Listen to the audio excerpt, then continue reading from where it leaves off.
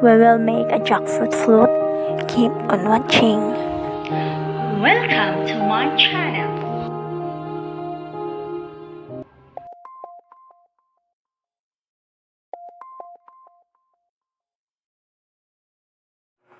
Hello mga pangga, sa karon naghimot ako jackfruit float instead of mango float kay ang mango dili na matata na atong bulsa tungod sa kamahal.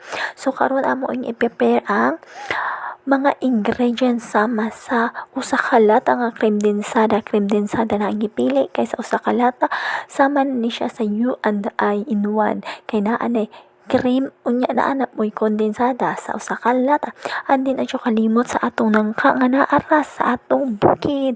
Okay na, libre na. Andin ang atong graham nga nagkantidad og 45 pesos. So tanan-tanan 105 ang atong nagasto. Wala gani nahurot ang usa ka pack nga graham, no? Wala siya nahurot. So yung anak katipid kay dili ta pwede o magasto ta tungod sa kamahal na sa paliton. Sa karon ang nangka dili pud kamahayan ang lasa sa nangka kay ang nangka lami maning nangka lami o humot pa sa imong otot, no? Unya adyo kalimot ikaw man imong himo niini imo kining iparef kay kini nga pagkaon mas mulami kung magkadugay o magkabugnaw dili ni pareha sa imong ex nga makabugnaw makaway labi. Mind ha.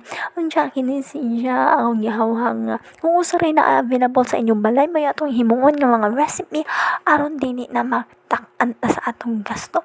So kini nga magkaon fully ang mga motilaw ni ini ganahan kay amo kini siyang dadon dito sa pikas lungsod aron ipatilaw kanila unsa ba ilang mga reaction karon.